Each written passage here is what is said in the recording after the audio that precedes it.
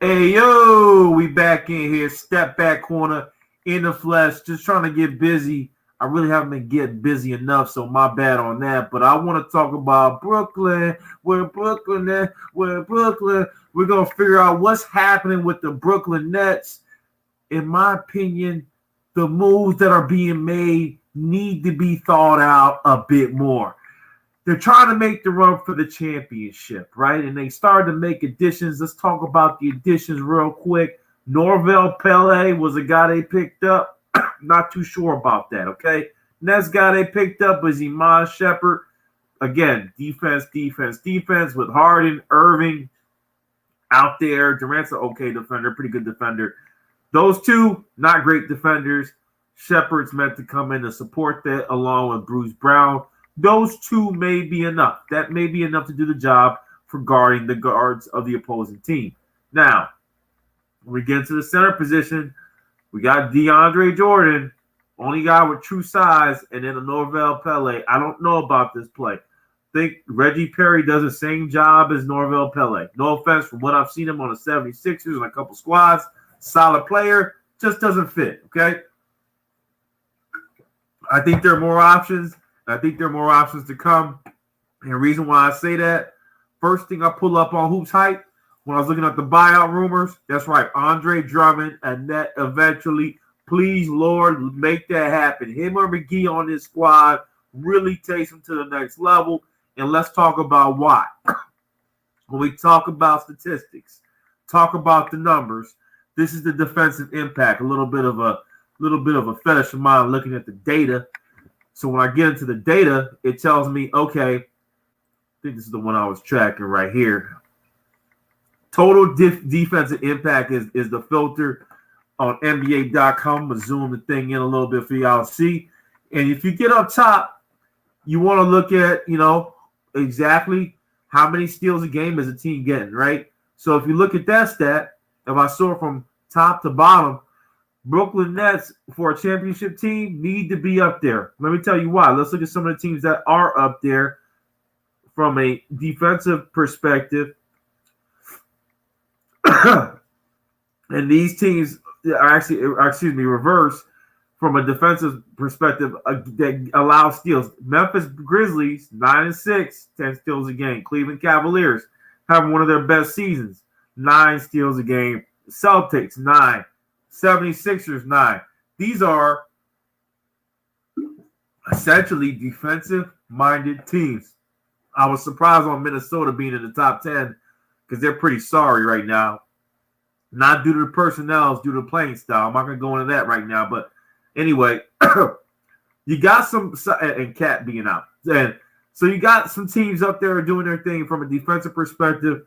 But where is Brooklyn at? Nowhere on this list from skills perspective. You go reverse the other side in. Brooklyn Nets, six steals a game, but you got some good company on the bottom anyway. But you can see that most of the teams are lacking, even the Lakers. All right, let's go to the other stat: blocks per game. Okay, defensive impact. How many blocks per game? Brooklyn, to my surprise, is up there, man. Embiid is doing his thing. Rockets are solid, again, to my surprise. Lakers, we know about Davis. Brooklyn is number 4. So you're like, okay. They also have some blocking. All right, now, be advised, Jared Allen just got traded technically. So this is compounding all of those stats combined. DeAndre Jordan and Allen were a beast. They were a beast. So they're still feeding off those old stats. But with him gone, you might as well take 4 or 3 off of that number per game because that's how much of an impact Jared Allen was. Defensive rebounds, again, they're missing Jared Allen, so this stat is a little bit flawed. But if I go down and look at the rebounds, and by the way, no, I didn't do no chokey. I'm cooking some jerk chicken right now. It's official, but it makes you cough because it's so spicy. But anyway, when we go into the freaking defensive rebounds per game, ain't a doubt in my mind. There is some help needed here, but again, they seem to be not bad. 37.6 defensive rebounds per game.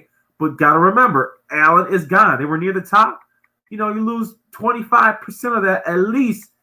That'll probably put them on the bottom without Allen, right? While we're Detroit, I'm surprised on Detroit and Minnesota, right? So those are all the things that they're missing out on because of the Allen trade. They were near the top of everything, and then they get Harden, who's the total opposite. Instead of defense, they're going to focus on offense. So a lot of steps, they're kind of meaningless, but it shows you how high they were before and what they need to be in order to be a contender after. And I think they're losing a lot of that. The last couple games, it's been a struggle. You know why it's been a struggle?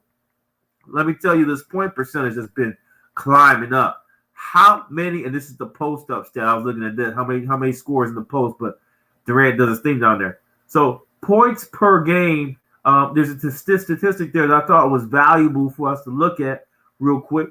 And it was all about how many points these guys score per game. And I believe I'm just going to call it out because I can't find the screen. But we're talking essentially 117 points allowed per game on the side of the Brooklyn Nets. Okay, that's how many points they allow per game. They, of course, score about 122 per game. But in an NBA that starts to slow down in the playoffs, you got to ask yourself, is that truly going to be feasible to keep up throughout the season? And that's where we come into this big Andre Drummond buyout talk and what he can do for a team. As you can see, when we looked at the block shots, and let's go to that Cleveland side. Let's go block shots per game. Cleveland was within the top 10, right? So they're up there. They're up there, right? They were close. You get Drummond in there, he gets them right back to where they were with the combination of him and DeAndre Jordan, right? So now we looked at this squad in the defensive help and even the center they need. I mean, there's no other choice. They got to get Drummond. I think it's Drummond over McGee. Drummond's the guy. Now we go into these other pickups. I see Shumpert. I concur with that. I don't like the Norvel Pele pickup. However, is there a trade available? Is there another opportunity? They're kind of guard heavy. You got Joe Harris.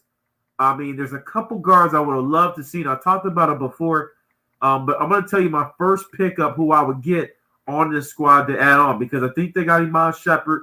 We're talking about possibly a Jordan buyout. Then you got one more, maybe one more sliding spot and possibly two or three, depending on the injury thing they do with Dinwiddie. I like Mike Beasley here, okay? I think Mike Beasley fits perfect with this team. A scorer. He's a half and a half type of guy. Solid. I know there's a little bit of fear of maybe too gunslingy happy when he gets the ball, but he can shoot the three. He has post-up ability. I think Mike Beasley fits perfectly with this team. They had him last year. Not sure why it didn't work out. He's still a younger cat, in my opinion. Why not pick up Michael Beasley? Give him an opportunity to help off of the bench. I know Nicholas Claxton is a similar player, but I just feel as though there's an opportunity for him on this squad. So Mike Beasley was my first guy. All right, along with Drummond, I'm good with the Shumpert play. Okay, if you were a little bit pretentious or stated you want a little bit more scoring, another guy to add on to the effect of Mr. Harris, Joe Harris, that is. In my opinion, there's a couple of guys. There's Mario Hezonja, which is an interesting play. Not a great three-point shooter, but defensive, tall, can move the ball as well and do the little things on defense as well as rebounding. So that's why I said Mario Hezonja, right? He got dropped from Memphis this summer. There's another guy that's just a pure scorer, okay? Because now you got Shumpert, and now you get Beasley, you get Drummond, and you got that guy that's 10-day contract kind of guy, or then you move into the exception if Dinwiddie doesn't come back. Where's my man Gerald Green now? I think Gerald Green automatically fits in perfectly with this team. I like him as a pickup. I like him as a player for this team. He has size. His defensive ability is a question mark. But Gerald Green definitely, for me, is the next pickup. And why do I say that? Because there's nothing better than some more offense. And to have Gerald Green, who I think is on an equal level, scoring level to Joe Harris on the cheap at 34 years old, I know he's just coming off an injury, would be exciting. James Harden knows him. Actually, James Harden probably got him on the Rockets Why not a Gerald Green play? I think that's an interesting opportunity for the Nets and one they need to jump on. All right. So I mentioned those four, those guys that I think can slot in. Here goes my next best. If you can't get any of those guys in this worst case scenario, just talking about free agents, not trade movement yet, right?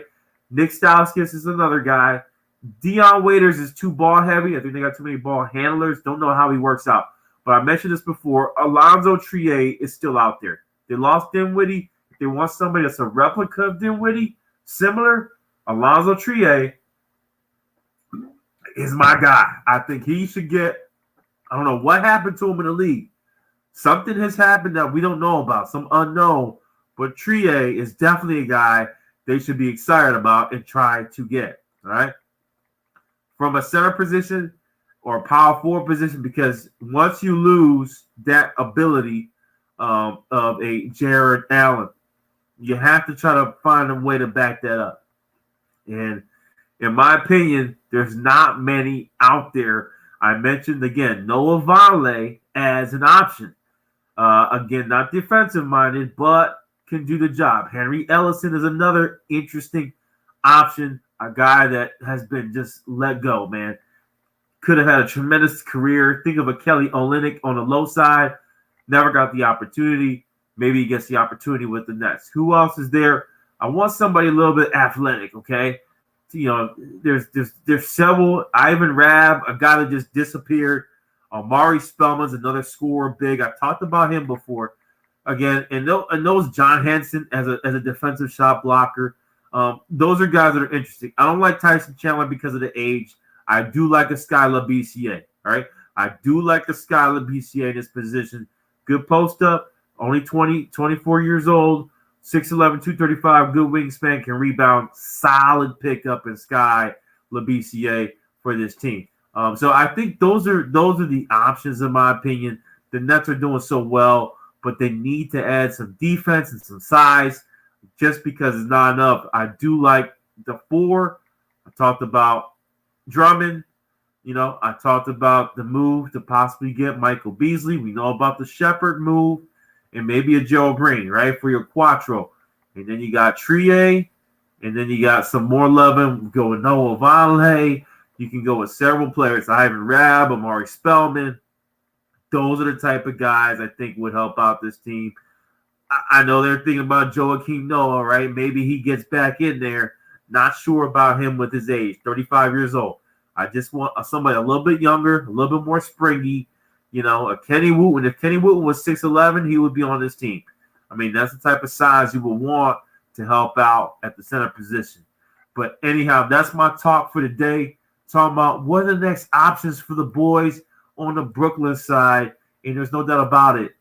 I like the pickups I just mentioned. A Drummond, a Mon Shepherd, I'm good with. But, there's other options there. If he doesn't work out, Gerald Green and Mike Beasley. I think those are three key guys, X factors that can make a difference and can kind of play both sides. I'm going to step back and step out. Have a good night. Brooklyn, where Brooklyn at? I'm gone. Peace.